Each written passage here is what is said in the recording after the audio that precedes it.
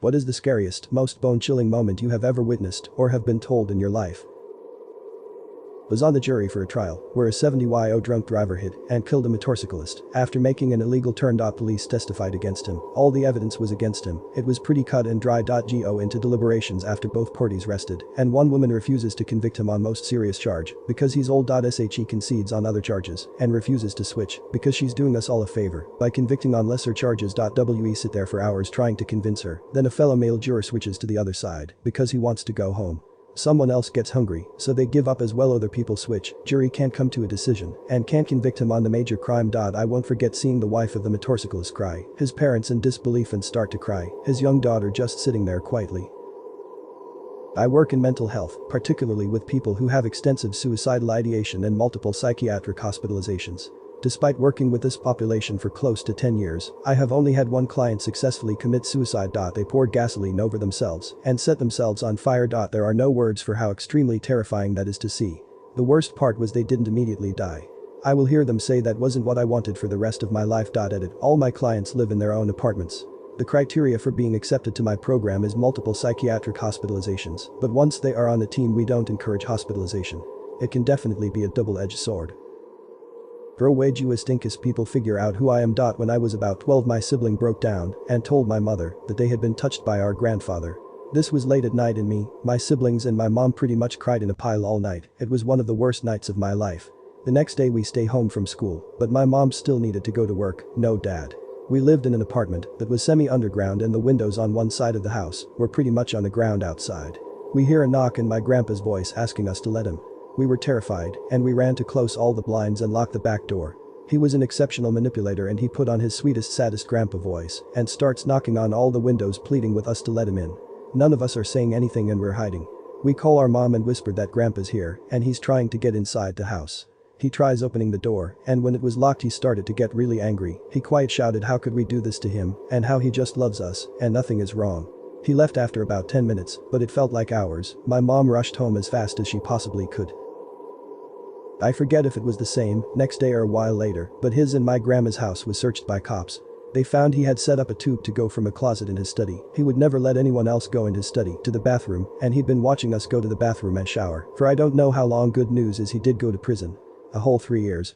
We have to see him at family gatherings, like funerals, and it makes my skin crawl. I've been mugged at gunpoint and almost kidnapped in Mexico by a gang of murderers fleeing America, 13 then, and my formerly sweet old grandpa, trying to get at us kids for God knows why is the most terrified I've ever been in my life.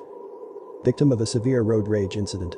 I am a small 26 years old woman in a Mazda 3. At roughly 7 a.m. in the winter on mountain county back roads, a giant Ford 350 decides I'm going too slow. He starts accelerating, first like he's going to ram me, then at the last moment passes me illegally on a turn. He gets in front of me and then slams on his brakes.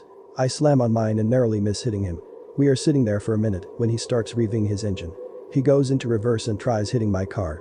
I'm screaming and go into reverse. We are now both driving down the mountain in reverse. I use my Bluetooth to call 911. They can't make anything out I'm saying because I'm screaming. After about 100 yards of driving backwards he stops. I stop. I start talking to the 911 operator. The man gets out of his car with a weapon and starts running towards me. I scream again. In the distance a car is coming and the man runs back into his truck and flees. I have never in my life been so scared. Never have I ever thought I was about to be murdered. It is not a feeling you can forget, but it's hard to explain. I was crying and shaking uncontrollably for the next 6 hours. I do not drive that road anymore. Was volunteering at a race and was in the middle of handing cups of Gatorade to thousands of exhausted runners who have just finished and are all shuffling past me. I'm facing them to give them the little cups, so I'm looking back down the race course at the finish line about 50 feet from me. Massive boom suddenly and I see this huge poof of smoke. Everybody jumps, it was loud, everybody turns and looks. All the hundreds of faces that a second ago had been facing me are all now swiveled the other way. The puff of smoke goes rolling up the side of a church. Very eerie second of silence as everyone's watching the puff of smoke and there's this weird distant high-pitched sound. Everyone's thinking could that possibly have been a then suddenly boom, second one, bomb. And then the weird distant sound resolves into a wave of distant screams, like blood-curdling desperate screams. The screams take this couple seconds to sort of hit peak volume, like they sort of ramp up, and there is this tone to those screams, this pitch and raggedness of sheer terror that like trips some seriously weird alarm bells in my head. And every single one of those thousands of exhausted runners who had all been barely able to walk seconds before just all launch forward, almost levitating, and go sprinting past me. The look of that entire crowd just launching into motion and synchrony, all the hundreds of faces whipping toward me again, and every single person pushing off into the sprint, I will never forget that. The volunteers around me run too. Everybody runs, except me and another volunteer, except the cops. These cops who had been standing nearby chit-chatting are like instantly running toward the booms. I have never seen a huge crowd flee in panic before, let alone a crowd that had been so exhausted before.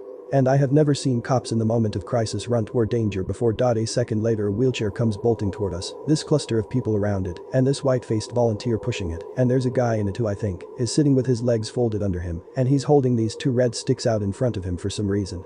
He goes all the way past me, before I realize the 2 red sticks are his tibias. He is not sitting with his legs folded under him. His legs have been blasted off. He was the first of 26 people legs blasted off, and then hundreds of others with chunks of flesh gouged out, eyes missing, etc. This was 4 years ago in Boston. This happened a month ago, when I picked up my sister from a party. I was driving home, and along the way I see this black car doing 15 miles per hour, flashing brake lights, turning on the left indicator signal, but making a right. Impatient, I decides to legally cut him off and just go home. But after I did it, he begins to speed up and flash his fog lights, signaling me to pull over. I just kept driving out, being crept out. My house was a couple of miles away with a lot of turns, but this guy kept tailgating me and pursuing me, which was getting pretty scary. I literally drive 50 miles in the radius of maybe 10 miles trying to get him off me. I finally made a left turn where he could follow or risk hitting another car. I quickly pulled over and turned off all my lights, only to see the car slowly drive by as I hold my breath hoping he doesn't spot me. After about 15 minutes I look around and slowly drive home.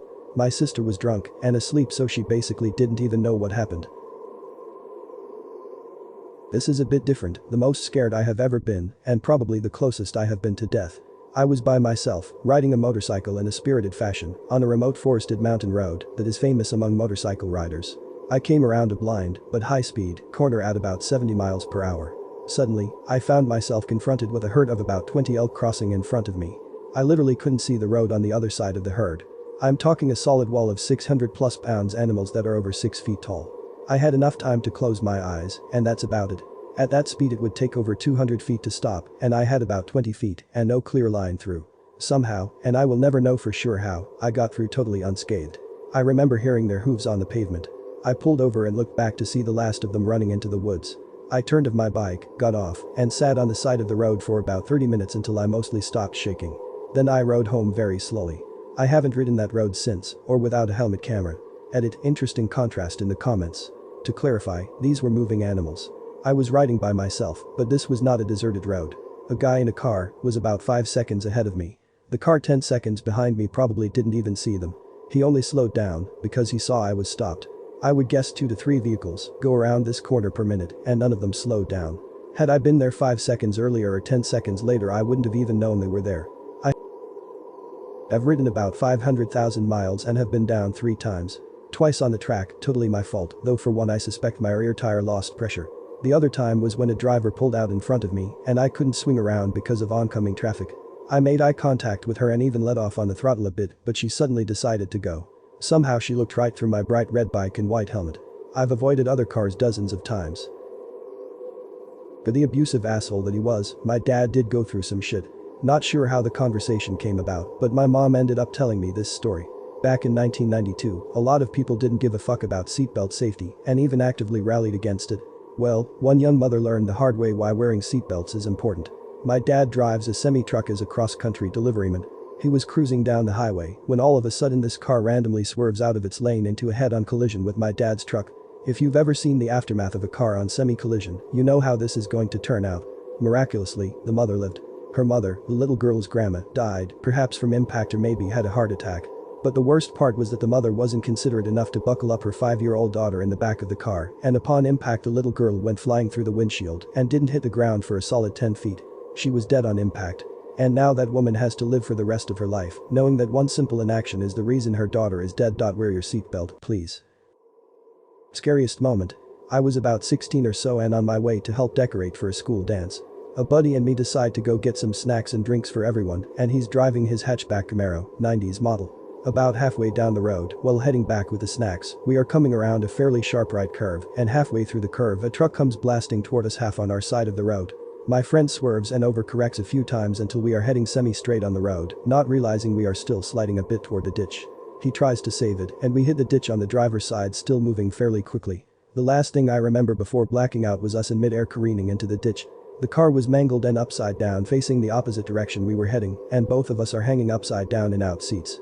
He's still unconscious and his head is tilted sideways against the roof. I had to crawl through the broken window on the back hatch because the doors were crushed. There was a man standing across the road who just happened to live right across from where we crashed. He said we hit the ditch, flipped, and the top of the car was crushed on a tree before rolling back down into the ditch upside down. I had a mild concussion and he cracked a bone in his neck but wasn't paralyzed. We were lucky as hell. I still get nervous when riding as a passenger.